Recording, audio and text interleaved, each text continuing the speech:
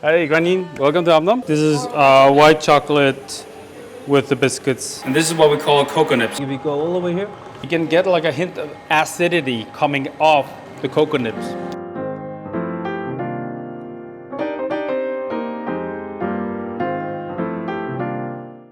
These are actually chocolate bunnies that we make here at omNom called Mr. Carrots.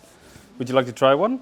Yeah, definitely. We can go inside and make one for you, like a special edition, just for you guys. Wow, great. Okay, let's go inside. So I'm gonna just do two custom Mr. Carrots, the Easter Bunny. Of course, these are not for sale anywhere else except for our shop. So this is just very simply drizzled with some cocoa butter paint. So this is cocoa butter that we use. So it's actually the butter or the fat that comes from the chocolate itself. But you were a chef before. Yes. You worked in dill. I worked at Dill like from the early years there. Yeah.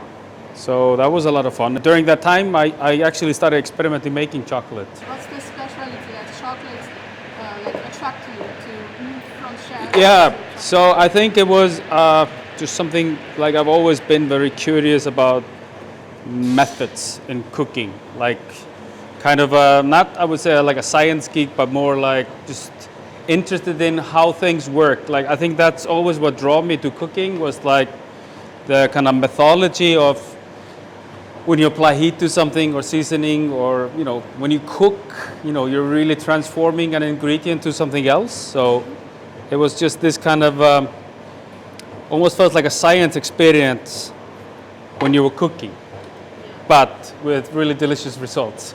Started reading books by these old chefs like Gordon Ramsay and Marco Pierre White, who were kind of very young and very hip at that time. And there was something appealing about the lifestyle and just the kind of the atmosphere of the kitchen as well.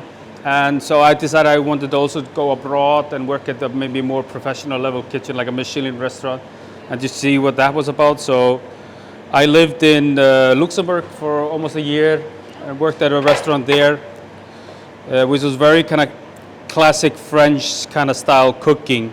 And then, my realization when I came back to Iceland some years later, I felt I wanted to open up something on my own, a new restaurant or something, but then I really saw that, maybe I wasn't so much interested in opening a restaurant, but maybe a pastry shop or something in line that, because I've always really enjoyed baking and doing pastry.